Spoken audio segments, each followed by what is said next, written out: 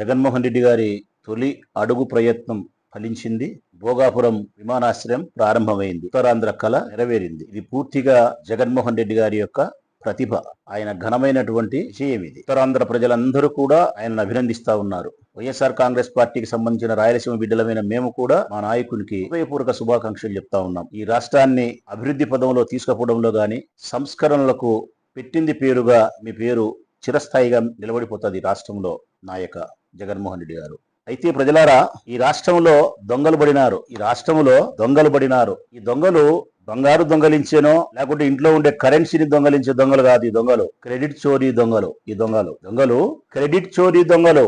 ఎక్కడ చూసినా ఆంధ్రప్రదేశ్ రాష్ట్రం నలమూలలా తిరుగుతూనే ఉన్నారు తండ్రి కుమారుల యొక్క రూపంలో. బాగా మీరు గమనించండి, నిన్న జరిగిన భోగాపురం విమానాశ్రయం గాని, కడప స్టీల్ ప్లాంట్ గాని, లేకపోతే గ్రీన్కో గాని, లేకపోతే Google AI data centre Visakhapatnam, లేదంటే పేదలకు ఇచ్చిన ఇండ్లు. జగన్మోహన్ రెడ్డి గారి పేదలకు ఇల్లు ఇస్తే స్టిక్కర్ మార్చి పేరు వేసుకొని నేను ఇచ్చిన అంటాడు ఆయన. గూగుల్ జగన్మోహన్ రెడ్డి గారు తీసుకొస్తే నేనంటాడు. గ్రీన్కోకి ఎప్పుడో ఆయన బీజం వేస్తే నేనంటాడు. కడప స్టీల్ ప్లాంట్ కి ఎప్పుడో జగన్మోహన్ రెడ్డి గారు ప్రారంభోత్సవం చేసి 1000 కోట్లు పని చేస్తే పునఃప్రారంభం చేసి నేనంటాడు. భోగాపురం విమానాశ్రయానికి అయితే అన్యాయం, చాలా అన్యాయం. 2019 సంవత్సరం ఫిబ్రవరి 14వ తారీఖున శిలాఫలకం వేసినాడు చంద్రబాబు నాయుడు. ఎలక్షన్లకు నోటిఫికేషన్ కంటే 10 రోజుల ముందు. భూమి సేకరణ చేయలే, భూ సమస్యలు పరిష్కరించలే, కేంద్ర అనుమతులు తీసుకురాలే, ఏమీ చేయలే. ఊరికి శిలాఫలకం వేసినాడు. ఎన్నికల్లో ఓడిపోయినాడు. జగన్మోహన్ రెడ్డి గారు 2019లో గెలిచినారు. 2019లో ఆయన గెలిచిన తర్వాత 5800 ఎకరాలకు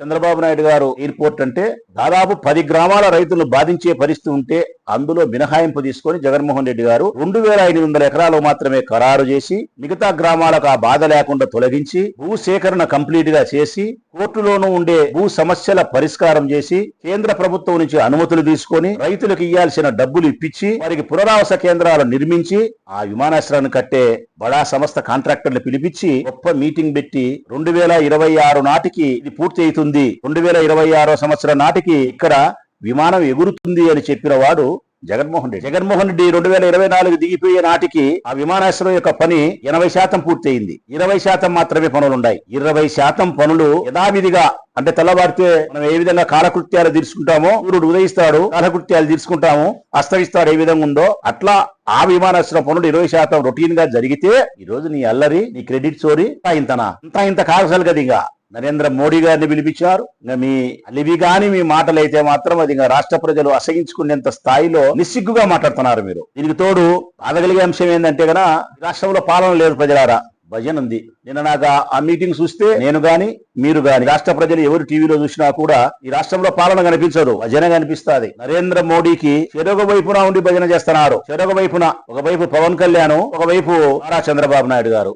ఆ భజన ఏ స్థాయిలో ఉందంటే పోటీ పడతారు ఇద్దరు అసాధ్యులే. ఒకరి మించిన వాళ్ళు ఎవరు, నీకంటే నేను ఎక్కువ పోగొడతానే ఒకడంటే, నీకంటే నేను మరింత ఎక్కువ పోగొడతానే మరొకడంటే, ఎంత భజన చేస్తారంటే ఆ భజన చూస్తే నిన్న నాకు అనిపించింది ప్రజలారా, ఎప్పుడో 4 సంవత్సరాల కింద చూసిన సినిమా గుర్తొచ్చింది నాకు. ముత్యాల ముగ్గు అనే సినిమా పాతది, చాలా మంది చూసింటారు.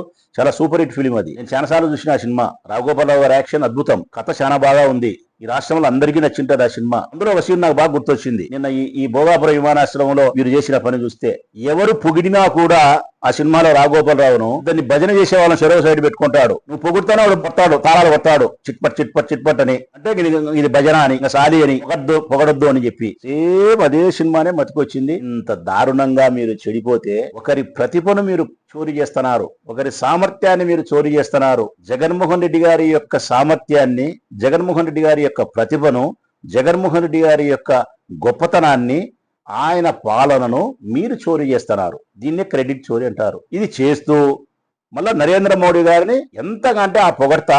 పవన్ కళ్యాణ్ అంటాడు, జంతర్ మంతర్ దగ్గర నరేంద్ర మోడీ గారిని విద్యార్థులైనటువంటి నీట్ పరీక్ష రాసిన యువత ఎవరైతే ఉన్నారో వాళ్ళు కానీ మిగతా యువత దుర్భాషలు ఆడితే నీళ్ళు వచ్చినాయంట, గుండె తరక్కుపోయిందంట, హృదయం కలిసి వేసిందంట ఆయనకు నరేంద్ర మోడీని మాట్లాడితే. మేము అడుగుతా ఉన్నాం, లేకుంటే పిల్లలు అడుగుతా ఉన్నారు, నీట్ పరీక్షను లీక్ చేసి మరి భవిష్యత్తును అంధకారం చేస్తే న్యాయం అడగడానికి రోడ్డెక్కిన యువత ఆక్రందనలు మీకు వినిపించలేదా? న్యాయం కోసం వాళ్ళు ప్రశ్నించినప్పుడు మీకు కన్నీళ్లు రాలేదా? నరేంద్ర మోడీ గారిని దూషించినప్పుడు మాత్రం కన్నీళ్లు వచ్చినాయి. యువత జీవితాలు అన్యాయం అయిపోయినప్పుడు మీకు పన్నీరు వచ్చిందా? మీకు కన్నీరు కాకుండా పన్నీరు వచ్చిందా? మీకు ఒక్క రోజన్నా మీరు ఆ యువత పక్షాన ఒక్క మాట మాట్లాడినారా? ఈ దేశం భారతదేశ ప్రభుత్వం ఇంత అన్యాయానికి ఒడిగట్టింది, యువత భవిష్యత్తును అంధకారం చేసి పారేసినారు మాట్లాడకపోవడం పైగా నరేంద్ర మోడీని మాట్లాడినందుకు బాధలేస్తాందంట. నరేంద్ర మోడీని మాట్లాడినందుకు బాధలేసిందని చెప్పేదానికంటే పిల్లల యొక్క భవిష్యత్తు నాశనం అయిపోయిందని చెప్పి నేను బాధపడినానని చెప్పి నువ్వు చెప్పింటే గనా ఈ రాష్ట్ర ప్రజలు, ఈ రాష్ట్ర భవిష్యత్తు అయినటువంటి యువతి యువకులు సంతోషపడిందరు. ఇక నీవు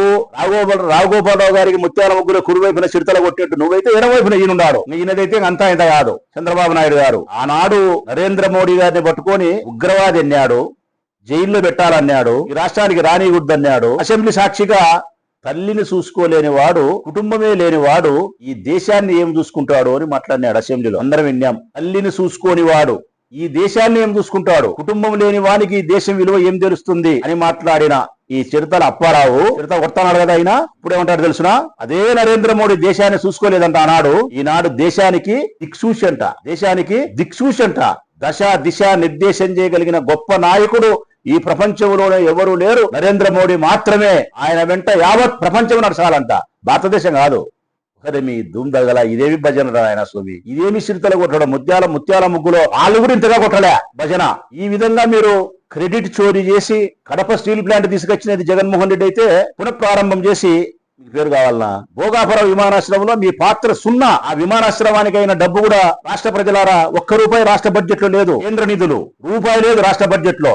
అందులో అనుమతులు లేవు. ఆయనయి భూ సమస్యల పరిష్కారం ఆయన చేయలే, కేంద్రం నుంచి అనుమతులు ఆయన తీసుకురాలే, కోర్టు సమస్యలు పరిష్కరించలే, పునరావాస కేంద్రాలు ఏర్పాటు చేయలే, రైతులకు డబ్బులు ఇవ్వలే, అన్ని చేసింది జగన్మోహన్ రెడ్డి. దొంగలు పడినారు ప్రజలారా, క్రెడిట్ చోరీ చేసే దొంగలు పడినారు. ఈ దొంగల వలన సామర్థ్యం కలిగినటువంటి, ప్రతిభ కలిగినటువంటి, ఈ రాష్ట్ర భవిష్యత్తుకు సంస్కరణ తీసుకొచ్చినటువంటి నాయకులు జాగ్రత్తగా ఉండాల్సిన అవసరం ఉంది. ఆ నాయకుల పక్షాన మీరు ఎప్పటికప్పుడు రాష్ట్ర పరిస్థితులను గమనించాల్సిన పరిస్థితి ఉందని చెప్పి విజ్ఞప్తి చేస్తూ మరొక్కసారైనా ఈ పవన్ కళ్యాణ్ కు, ఈ నారా చంద్రబాబు నాయుడు గారికి చెప్తా ఉన్నా, దయచేసి మీరు ఆ భజన మానుకోండి స్వామి, ఆ సిడతలు కొట్టేది మానుకోండి స్వామి. చూసేదానికి అసహ్యంగా ఉంది. ఎంత మీరు నరేంద్ర మోడీకి దాసానుదాసులైనంత మాత్రాన ప్రజలు చూస్తారని అనుకుంటారు. కాబట్టి మీరు చేసే దాస్యం ఏదైనా ఉంటే, మీరు చేసే భజన ఏదైనా ఉంటే నరేంద్ర మోడీ దగ్గర 4 గోడల మధ్య మీరు చేస్తే బాగుంటారు తప్ప ప్రజల సమక్షంలో ఇంత భజన చేయడం వలన మీరు పలుసనైపోతారు, బాగుండదు.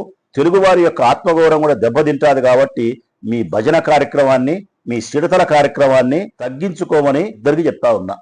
మీ వివాహాది శుభకార్యములకు, పుట్టిన రోజులకు, మీటింగులకు అత్యాధునిక సదుపాయాలతో ప్రొద్దుటూరు వాసవి సర్కిల్ వద్ద నుంచి అతి సమీపాన మీకు అందుబాటు ధరలలో happy banquet AC function hall మీకు స్వాగతం పలుకుతుంది. మా ఫంక్షన్ హాల్ నందు వంట సామాగ్రి మరియు విశాలమైన కార్ పార్కింగ్, అతి తక్కువ మెయింటెనెన్స్ ఖర్చుతో ఏ ఫంక్షన్ అయినా మా happy banquet AC function hall నందు జరుపుకొని ఆనందాన్ని పొందండి. బుకింగ్ కొరకు సంప్రదించండి. మా సెల్ నంబర్ 9100600238 7799 000211.